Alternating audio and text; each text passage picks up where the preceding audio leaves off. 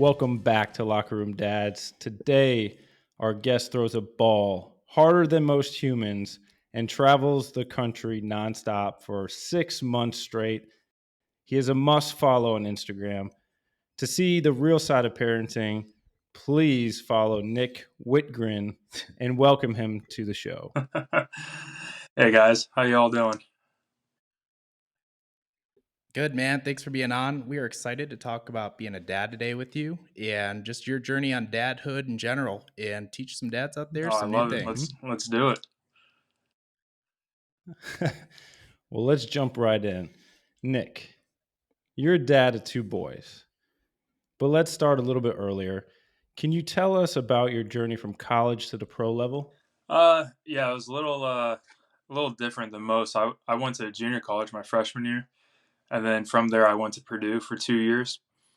And my sophomore year at Purdue, I got lucky. One of my good friends who plays for the Red Sox right now, Kevin Plawecki, he was on my team, and he was a first rounder. So we had scouts galore at our game, and that's the only reason why I got drafted because they came to watch.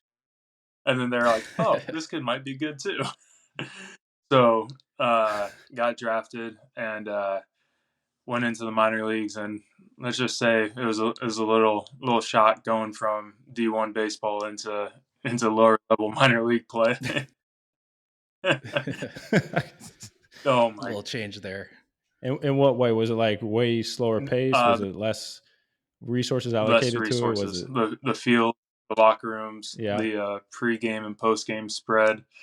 Even in college, like just getting a 6-inch turkey sandwich from Subway was a lot better than a lot of the minor league pregame and postgame meals, if there were any. So, They're making you scrounge it up.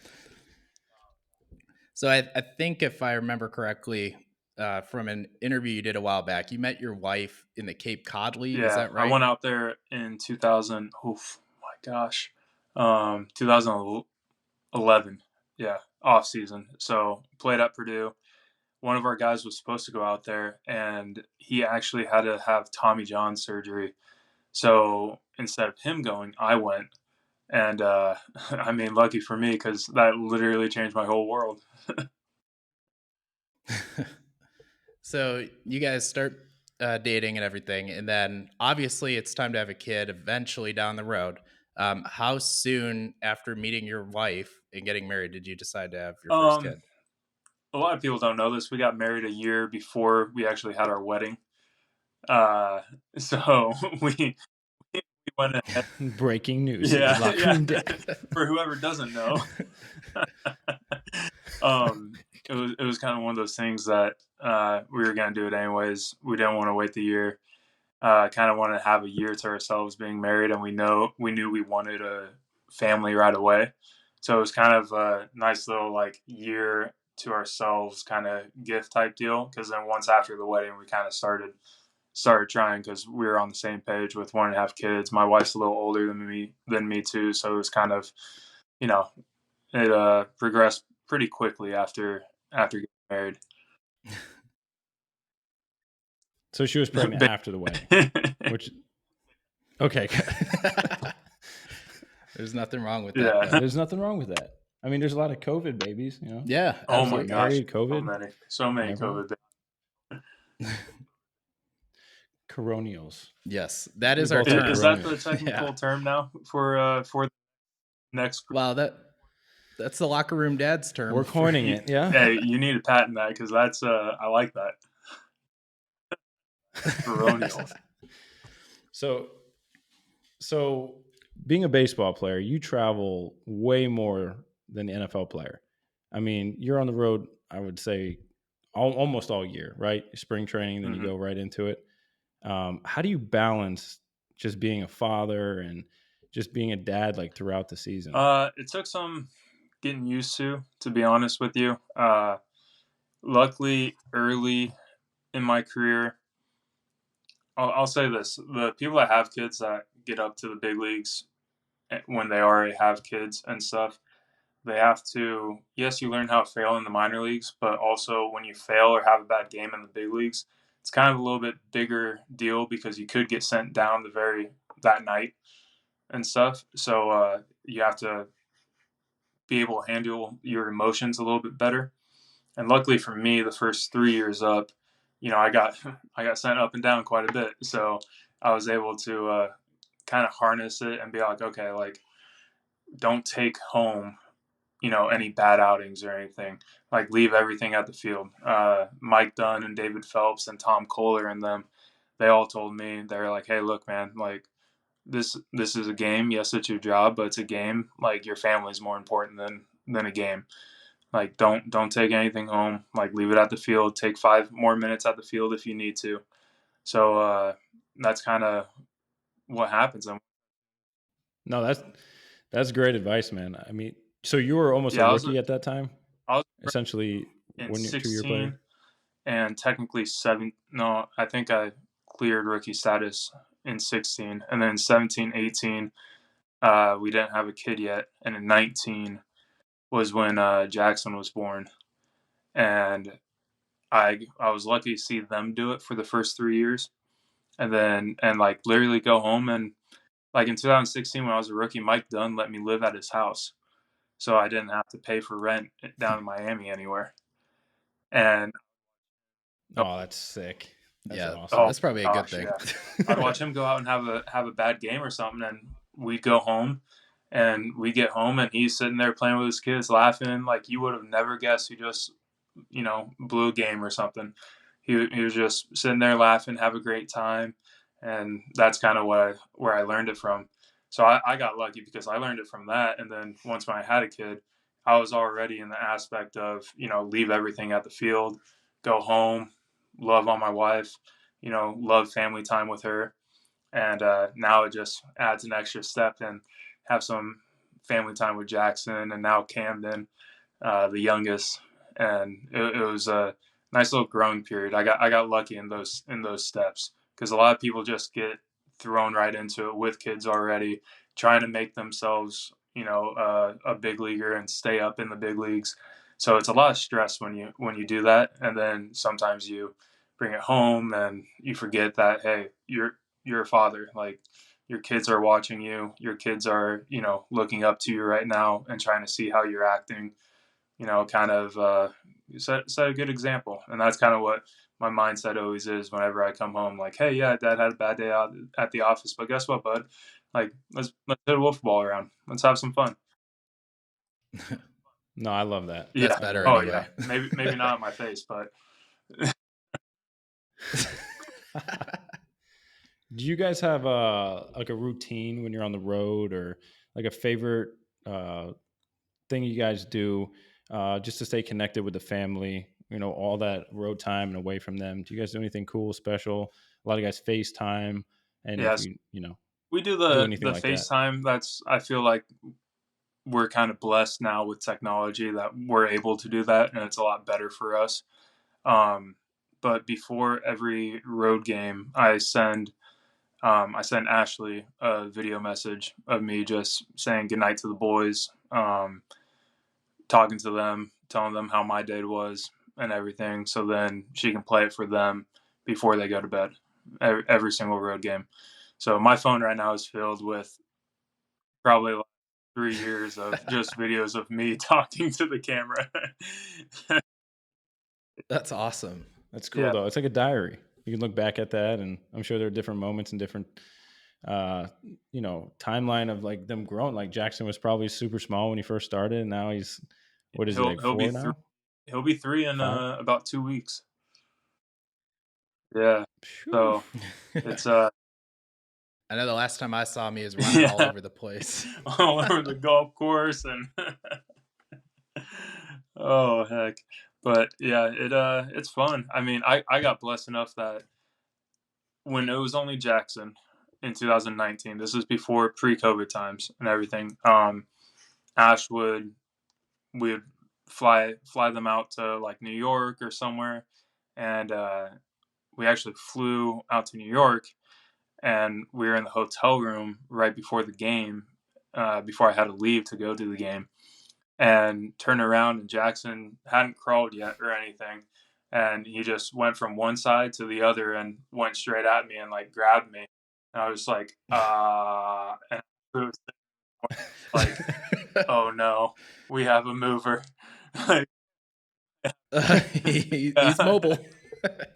So, at what age did he officially start walking? Because we're in that stage now. I got a 1-year-old, and she's like a year and 2 months. So she's mobile, but not without like the stilts. Like she's holding like both hands, and I try to let one go, and then yep. drunken sailor walking. I think Jackson was a couple days shy of 10 months when he started walking. And Ooh, and Wow. that's early. Camden is at just over 9 months right now, and he is loving to let go of things and just stand there and stare at you. And I'm just like, all right, bud. And we keep telling him, we're like, hey, your brother walked. You got about 10 days till your brother walked. Come on, let's go. Start the competition already Those between them. competitive juices flowing already. So I'm like, hey, bud, like you better, hey, oh, come on, if you want to be your brother. I think that segues right into the conversation about being a boy dad. Yes. Because I have a girl, Josh has a girl. So if you could talk about being a boy dad, I know we just talked off air a little bit about the awesome Instagram that you have of your kids and Jackson, especially ripping that liner back at you. Like, what's your favorite part about being a dad of two boys? Honestly, the chaos. If you see me on Instagram and stuff, I'll post stuff being like, we're fine, it's all fine, and it's that dog with the house burning down. And, Oh, too, yes. but honestly, Yes. I kind of love it. I secretly love it. Just how energetic, how like every night I'm always exhausted because I'm running around with them. They don't lose steam until their head hits the pillow. And Camden, now watching both of them, because Camden's kind of heavy. He's a chunky boy, so he's starting to like play around with Jackson and stuff. He'll crawl over and like tackle him and headbutt him and like push him off couch or like start pushing him. And Jackson's, thank goodness, he's so gentle and kind with him. But watching them start playing together, I think that's my favorite part. Like just it's not even I guess it can't even be a boy dad thing. It's more of just being a dad of two and watching those two interact with one another. The boy part, the best part is like going to the restroom outside. Jackson will look at me, I'll be like, pee on a stick, and he'll go over and we make it again. It kind of made it a little easier to potty train because we started him just being like, hey, pee on, that little thing, aim there, get a game, and then throw something in the toilet. Hey, oh, hit that, Target practice, love So it. that's Oh, probably yeah. that's a fun part. But yeah, watching them together, man, it's one of those things that it just kind of you sit there and it's a surreal feeling. Yeah. So one of the things we talked to Nick Foles with on one of our previous podcasts was the change from going from Oh, one kid to two kids. Do you think that is harder for you as a parent or as Jackson getting a new brother? the way he took it, I would say us going from. I mean, for us, it was 1 to 2. I know a bunch of my friends have four kids or 5 kids back in Indiana, and they said 1 to 2 was harder than 2 to 3, 3 to 4, 4 to 5, and they said because from Shoo. 2, yeah, they go 1 to 2. All of a sudden, you go from your sole focus throughout that whole first year, the whole 2 years, whatever the in between was on that one kid, and you didn't have to worry about naps or bedtime or feeding the other one, or oh shoot, Jackson's over here, where's Camden? Oh, Camden's running his head into the closet. I'm like, hey bud, maybe so they're like just the time management and all that, and I think that's true, like time management and dealing with just a rhythm. I'd like to say you get a good rhythm without a real rhythm going throughout the day. because it's just Yeah. always chaos. Something's always up, but you're kind of doing the same things always. Well, that's kind of like where I'm at right now. Is my wife and I are talking about having another kid, and I've been telling Pat, we're kind of getting ready for that stage. But I've been, Yeah. Practicing. yeah, Nice. I've been in the mindset though of like I really enjoy being a single like kid dad, but I want another one. And it's that change that I'm kind of worried about because it's like how is it so easy to add a second one and love them just as much when you've already had all that time? And then also just finding the free time after you have 2 kids or 3 kids or whatever, because I know it can definitely be Yeah. a lot of work. I'm lucky. My in-law or my dad and my stepmom just moved to Florida, so it's kind of one of those things that I'm very lucky that they're close now, because like today they came over for an hour and a half from like 4:30 to 6. So Ash and I could run out, have dinner real quick, and come back, and then Oh yes. Isn't that crazy? You start eating at like 4:30, 5 o'clock, and it's it's awesome. It is. There's no one there. it's so good. And then there's deals left and right too. You get the early bird special, and I'm like, yes, I am 70. Like, My AARP card's in the mail. Yeah. and then the best part is, like, I find myself snacking throughout the day. I don't know about you guys, but I find myself snacking, but it ends up being on teethers, leftover mac and cheese from Jackson, maybe a PB&J crust, half a strawberry that he didn't eat. That's where that dad bod comes in. Yeah. Yeah, You know? that's right. Start morphing. Dad bod season. So since we talked about your 2 boys, we talked about Jackson at Cressy down the street here in Jupiter. When is he going to start getting on the mound? When are you going to start enrolling him in some competitive baseball?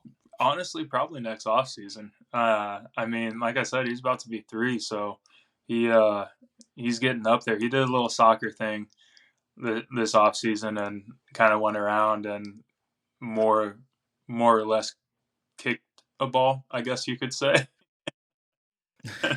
But he got on the mound. He came and watched. Ash brought him and Camden to watch me throw one day, and he went and got on the mound and wanted me to get back and sit down like the catcher was when I was throwing. So I went back there and sat down. And I think it's up on my Instagram actually, and he threw it pretty well. And Oh, I've seen his form. He needs to be pipeline to the pros right now. He might make it one day. yeah, Start him young. Start him I'm young. I'm very lucky because we just put in all impact windows, and Ash was like, she loves to make this joke that she goes, well, I more or less did it because I have 3 boys in the house that love to throw things rather than the Hurricanes. Yeah, nothing to do with the hurricane. It's for all the stuff bouncing Exactly. off him. So we try to have a rule like no throwing like heavy balls, or there we have a few labeled balls that like he's allowed to throw around the house that can't really break anything, and it's only in one room or 2 rooms, his room and then the playroom. But other than that, like, can't throw it in the living room. Mom and dad's room can't throw it in, but we do, or more or less I do, let him throw more stuff. I keep looking to see if she's coming because I'm like, I do let him throw. Listen, when your job's throwing things for a living, why not? Exactly. Right? So let's talk about season real quick. We touched on a little bit about the 4:30 reservation with your wife, but like, how important is it to get that time, that one-on-one time with her in season when you're going every which way and she's watching the kids? Because I know in our locker room, like, all the guys are like, as soon as you have a kid, man, they're like, make sure you carve out like one night, Friday, whatever it is, just carve it out for date night. Like, how important is that, just to have that connection, that one-on-one with her without the kids? It's huge, and a lot of times it's kind of it's not even, a lot of times it's like me getting home, because after games, like, same with you, like after games, if you have a late game, 7 o'clock game, for me, goes to 10 o'clock. I'm not home till, if I have to work out after the game, then I'm not home till 11:30, maybe even midnight. And she'll still be up, and the other kids will be down, and that'll be like our time to put the phones down, talk, and then we're up kind of early and stuff. Or she'll already be asleep, and then the next morning we'll get up and we'll have a sitter or something come over real quick, or one of our friends, or if my mom's in town or her parents are in town or something. We always try to be like, hey, like, can you watch the kids? We'll go out and grab coffee, and that'll be our one-on-one time. And like, we'll just walk, even if it's like a mile, 2 miles away, we'll just walk there, grab coffee, walk back, because it's having time with your wife, your significant other, without kids screaming or wanting the attention from you is absolutely huge, because you can feel the connection when you're actually with them and your sole focus is on them, rather than be like, oh, where's Jackson? Oh, shoot, Camden, where'd you go? You know, your sole focus is on your wife and your significant other and your relationship and building it. So we always try to do something like that, even if it's as minor as just go grab coffee together and then come back. Like, No, that's awesome. Yeah. I was floored away though when we had to find a babysitter. I was like, how do people afford? Like, I'm like, how much do you charge? And then you go out to dinner and then you get drinks. I'm like, you know what? It's worth yeah, every penny though, just to have that peace of mind and that connection with your wife. Like, it's Josh could probably fight this because like Aaliyah is very particular on like who watches. Oh, Billy. absolutely. There's no doubt about that one. You're not going on an app and you're trying to find No. like the best 5-star nanny. Like, you're like, no, It's friends it's and either family. mom, dad, friends, and family. That's right. right. And they probably live within, I don't know, a quarter of a mile. I mean, that's kind of, we have a friend that is just as close. Like, she's basically family. And now next offseason, we're gonna have to find a different babysitter rather than her for the last 3 years, because she's pregnant now. Her are gonna have a kid here, and I'm just Selfish. that's what I was. Selfish. She should have thought about your family before she wanted to start her own. It was hilarious though. She loves our kids so much that she literally told me, she goes, Nick, was it weird that I was thinking, I was like, man, okay, who do I find to watch my kids so that I can come and watch your kid? I'm like, that's not how.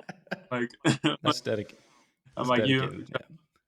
We're finding the babysitter for the babysitter. But she was in the 6th stage of pregnancy when she was feeling terrible and stuff. So she's like, I'm upset with you right now. Like, you're making me throw up. So I was like, hey, I understand why you're saying that right now. Yeah, we're getting into the part where actually tomorrow we're going to look at our first daycare place. Mainly like the school daycare though, not just like plop them off. And I'm kind of in a spot where it's been like Harvard applications for daycares, and it's kind of blown me away at what goes into a whole process for getting your kid into a daycare. Like a school tour, you have to sit with each person. There's like a counselor. It's crazy. I'm kind of overwhelmed by it. It's nuts, and especially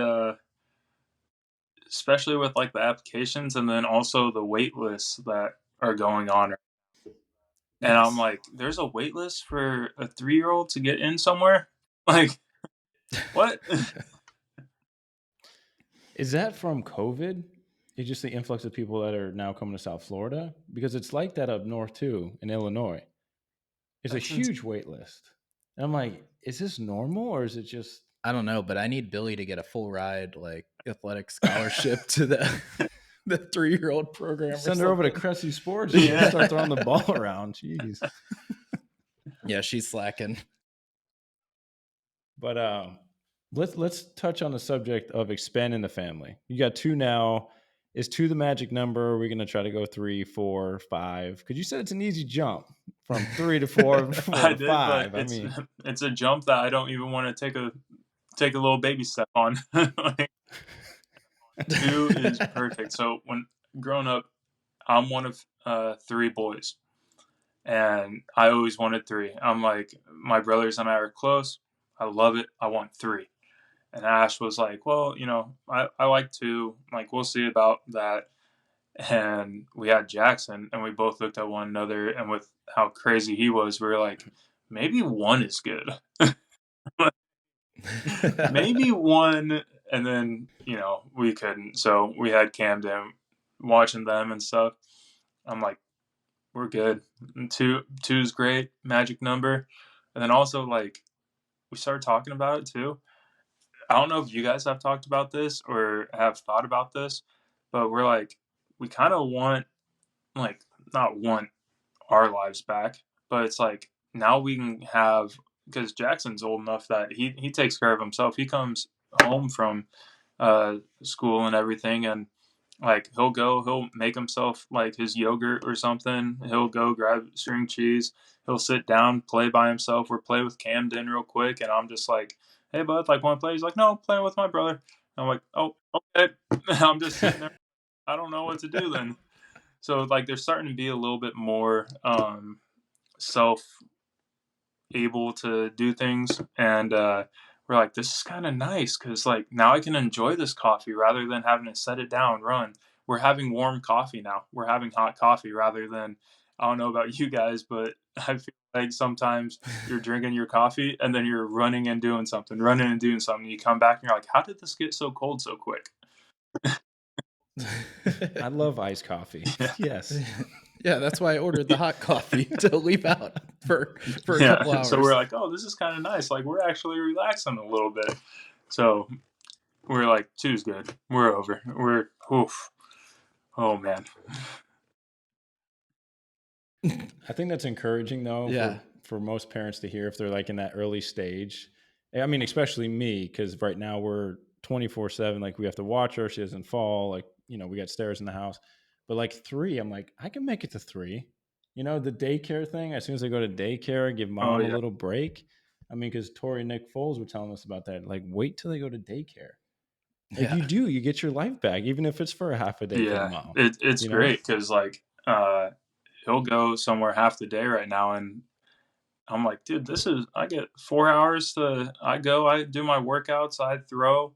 Like, Camden will watch my workouts sometimes, so then Ash can catch up on her schoolwork. And I say schoolwork, really it's all of her, uh, all of her like training stuff, just keeping up with everything and doing all of her certifications and everything. She's in the middle of a really heavy one right now, so she's been knocking it out, being an absolute beast about it. But yeah, so Nice. it's just great because we're like, oh, this is kind of nice. And like I said, Camden's finally at the point too, like almost 10 months, where he's going and he'll sit on the floor and play with his toys by himself. And like I'll go over and try to wrestle with him, and he'll kind of do one of these, like, what are you doing? And then keep playing with You're the toy, and I'm embarrassing, like, Dad. Get away. all right, man, I wanted to hang out. Like, so it is nice. It's crazy, Pat. You're right in that window that it, or if you're gonna send him daycare like Josh, like it's fantastic. You're like, oh, that's what? It's fantastic. I know. Well, that was going into my next question. I was going to talk about the off season or during season. Like, what do you normally do with the family? Do you have a little routine, or is it Groundhog's Day? Essentially, for me, it's like get the kid up, she plays a little bit, and you feed her breakfast, and we go for a walk. That's like off season for me. Normally, I'm kind of like, hey, I usually wake her up, and then I have to like hand her off to mom, like Shelby, and then I'm like, all right, I'll see you guys like 5 o'clock. She's like, how late? And I'm like, no. Like during season time, it's honestly, it's not that bad. Like, it's not. I wouldn't say it's Groundhog's Day. We try to do something different every time. And living in Cleveland, we lived on the outskirts, and it was really nice where we lived, and had like a beautiful rec center that had huge playgrounds, and then there's like little shopping stuff around, and different restaurants and everything. So we would literally usually wake up, walk over, have some coffee, drive around, and then maybe go down to the lake or to some of the creeks around there and stuff and walk around. Or we would go out back in the backyard and hit around wolf ball off a tee, or the house that we were at had a basketball hoop in the back. So we would shoot basketball hoops or shoot baskets and just kind of play around like that. And we try to mix it up every day. And it was kind of nice. So, Nice. Sounds like new activities is the key yeah, to keeping them we also busy. had a basement that we made out just for Jackson. Uh, we had a bounce house down there, and then we had a maze down there, and we had another tee down there with softer balls though that wouldn't break anything. Yeah, Couldn't break windows. No impact yeah. glass up north. So Yeah. so it was like his own little, crazy wonderland with all these balls that he can just go wild in. So we would go down there some of the time too. So it's just mixing up activities. And we try to be as good as we could. We try to go to different restaurants in the mornings, or we'd let Jackson pick. We'd be like, hey, bud, where do you want to go? And like have a list of a couple and be like, hey, remember, this is the one where you got, the cake pop. This is the one where you got the waffle. And he'd be like, oh, waffle. I'm like, all right, let's go. Making it easy.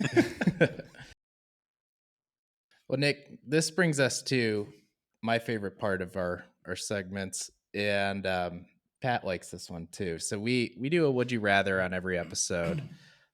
We have a lot of fun with this. There's no special name other than would you rather, but Pat, I'll let you go from here. So this is a scenario here, okay? We'll paint this picture for you here. So if you had to, we'll say kid, okay, we'll do this. Would you change your walk-up song to Baby Shark for the entire season, right? Or would you want to have to use Jackson's glove for one regular season game? Use No playoffs, no, just one use regular season Jackson's game. glove, 100%. But I have a funny story about the Baby Shark deal. All right. So my wife, she put on Twitter, because Jackson was absolutely obsessed with the Baby Shark song. And she put on Twitter saying that something like, can't remember exactly, but it was something around the aspect of, I'm trying to get my husband to just play Baby Shark one time as his walk up. Like for Jackson, I think it something along those lines. And a couple of the reporters like retweeted it, tweeted at her, and we were like, oh, that'd be awesome. Like, that'd be hilarious. My very next outing was on a kid's day. I came 7th inning, and they told me they already had this plan. They were going to play it at that time no matter what. I'm running out, going down the stairs in Cleveland, and Baby Shark comes on as I'm running out. And I'm just sitting there. I'm like, did someone get put up to this? And knew the whole thing on Twitter. So after the game, we're flying out somewhere, and even even my bullpen coach came up to me and was like, did you change your walkout to Baby Shark? And I was like, no, like someone already played it. And I talked to the media guy, and they're like, dude, I completely didn't know about the whole Twitter thing. He goes, we literally had it scripted throughout the day, like what songs were playing when for the kids. And that song was just happened to be playing when you began. Oh, that's epic. So you already have a scar. Okay, so this are probably messed with The his glove. head. Yeah, the glove is the easy choice. I was here. shocked when he said the glove. I mean, like, imagine just like this little kid's glove, and you're like trying to catch it back from the catcher. I'm like, he's definitely gonna pick Baby Shark. Everyone in the stand just like Baby Shark. Yep. If you don't know the song, look it up. You probably will have a lot of these books and different toys that make this noise. But I think that was Pardo, I'm shocked that he said Parra's walk-up song, the hitter. I think that was his walk-up song when it first came out. Yeah. Oh man. Well, I know our local minor league team, the Hammerheads, play Baby Shark in the 8th inning. It was the first time I had ever heard it, and I was like, "What is this song?" Oh, man.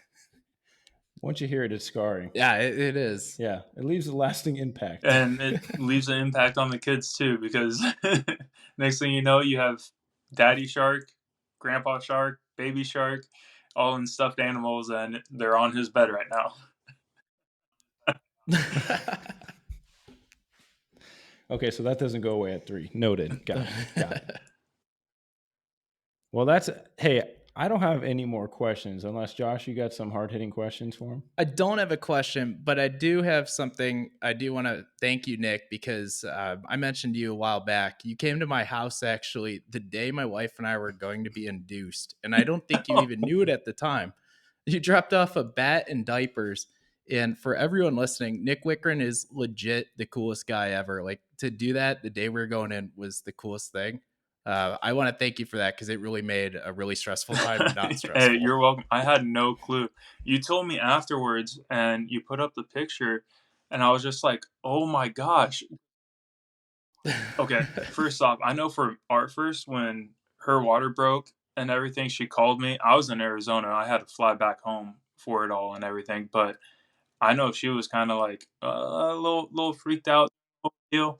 And for you guys to be getting induced that day, and just how chill, relaxed you were, opening the door, just like, oh, hey, man. And I was just like, oh, so I didn't think anything was going on. And then you told me about that after.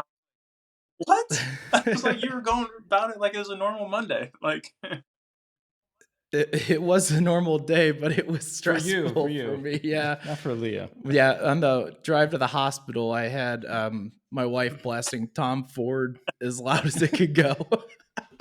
She was in the zone. That's her walkout song? That is her walk-up song. Yeah. oh, Good for her. Yeah, that's a good that still one. blows my mind. It was awesome. Well, Nick, we really appreciate you being here today. Thank you for being on Locker Room Dads, and hopefully we can have you back sometime Yeah, in the guys, future. I appreciate it. Thanks for having me.